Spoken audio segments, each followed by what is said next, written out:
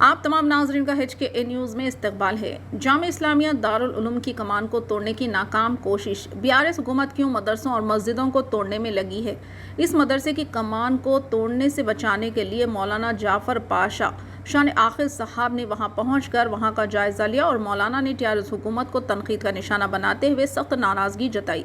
Media से बात करते हुए मौलाना ने सारी तफसील बताई। सुनते हैं मज़ीद तफसीलात उन्हीं की ज़ुबानी और देखते हैं हमारे नुमाइंदे मोहम्मद अजीम की ये रिपोर्ट पेश है। चैनल को लाइक करें, शेयर करें और सब्सक्राइब करना ना भूलें।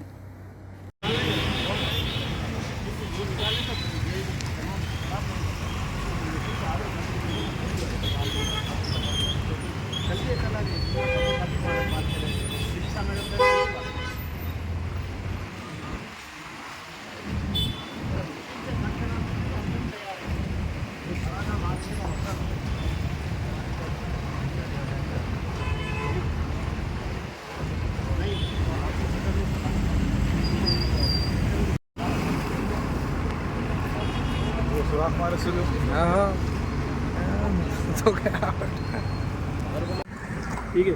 अस्सलामु अलैकुम नहमदुहु व नुसल्ली अला रसूल करीम।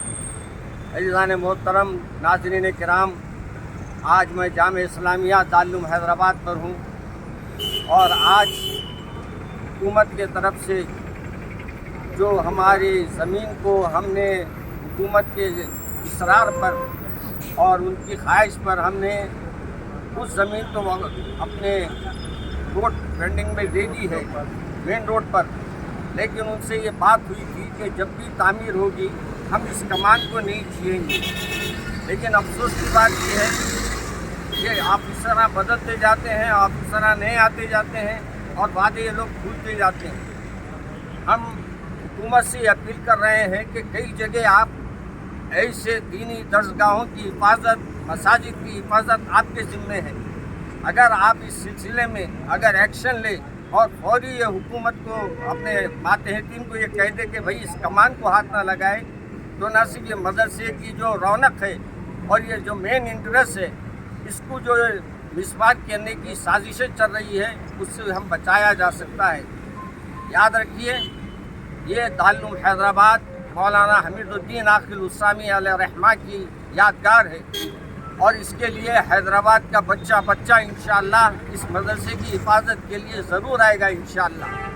तो मैं ऐसे मौके पर हुकूमत से अपील कर रहा हूँ कि इस जो कमान को गिराने की यानी उसको डिमॉलिश करने के जो ये लोग साजिशें रच रहे हैं, ये अपने हुकूमत के ज़िम्मेदारों से मेरी अपील है कि वो फौरी इस एक्शन ले और इन हुकूमत के ज़िम्मेदारों को ये बता दे कि ये चीज़ें रोक दे और इसको अगर रखना भी है तो कमान के बाजू से 2 फीट जाएगा, आपका 2.5 फीट जाएगा, मगर इतना नुकसान नहीं होगा कि जितना ये नुकसान बता रहे हैं। हमारी ज़मीन हम जो दिए हैं वो और पूरी मदरसे की खूबसूरती उससे है और मदरसे की जान है, ये मेन इंटरेस्ट है।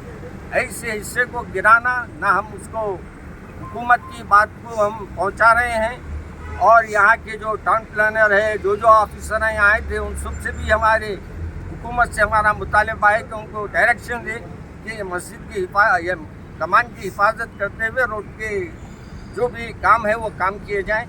मैं आपके तमाम चैनलों से अवाम उन्नास से भी अपील करता हूँ कि याद रखिए, ये दीनी दर्जगाह है और इसकी हिफाजत हर एक के ज़िम्मे है। ये मेरी नहीं है, आपकी ज़मीन नहीं है, ये अल्लाह की ज़मीन है। यहाँ ना कोई कमेटी इसको कुछ लिख के दे सकती है, ना कोई कमेटी बेच सकती है। ये सिर्फ और सिर्फ मदरसे की ज़मीन है, इसकी हिफाजत आपके और हमारे ज़िम्मे है। लिहाजा मैं अवाम उन्नास से भी दुआओं की गुजारिश करता हूँ और हुकूमत से भी मुतालबा करता हूँ कि फौरी एक्शन में आए। अस्सलाम वालेकुम।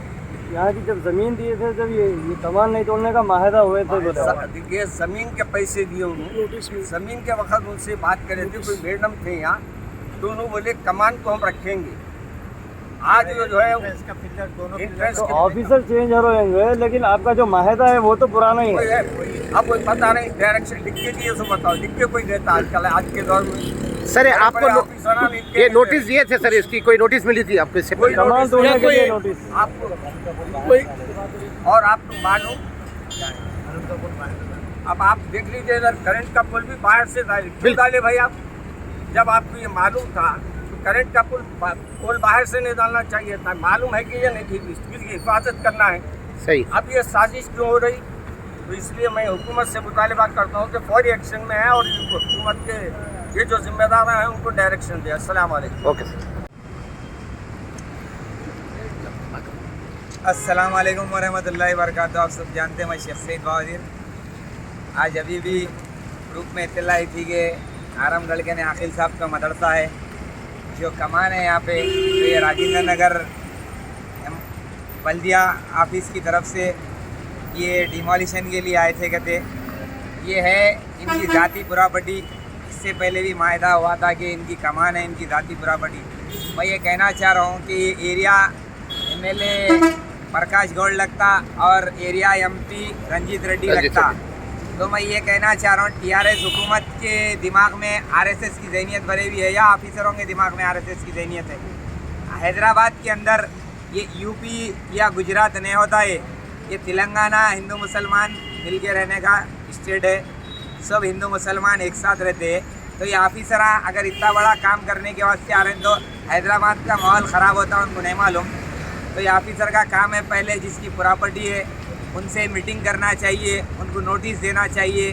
कुछ भी नया बुलडोज़र ला लेते, फिर आके हमारे मुसलमान भाई आके जब एहतजाज यहाँ किया जाए अगर करे तो फिर उनके ऊपर केसा भी बुक करते। ऐसी तो हुकूमत हो गई। KCR कहते मैना रेड्डी के लिए ऐसा कर रहे हैं, अब मैना रेड्डी के लिए वो कर रहे हैं, ये कर रहे हैं। क्या कर रही? इतनी बड़ी एक ज़माने से ये बाप दादा से ये है मदरसा, ज़माने से आलिम मुफ्तियाँ बनते बच्चे यहाँ पे, इसकी आप सामान को डिमोलिशन के लिए वो करते। अफसोस की बातें हैं यहाँ के मुकामी MLA रहो और MP और TRS हुकूमत और जो भी गवर्नमेंट ऑफिसर है, इन लोगों का काम था कि इनसे बात करना, उसके बाद यहाँ पे बुलडोज़र लाना।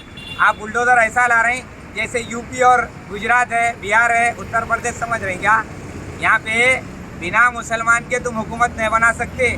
आइंदा बार होशियार, अगर इसके वास्ते क्या कहीं भी हैदराबाद के अंदर अगर कहीं मस्जिद शमशाबाद में प्रकाश रेड्डी के एरिया में और रंजीत रेड्डी के एरिया में शमशाबाद में मस्जिद डैमेज कर दिए। कलेक्टर क्या चाह रहा? कलेक्टर के दिल में क्या है? एडिशनल कलेक्टर के दिल में RSS का जहन भरे हुआ है क्या? बताइए क्यों ऐसा हो रहा?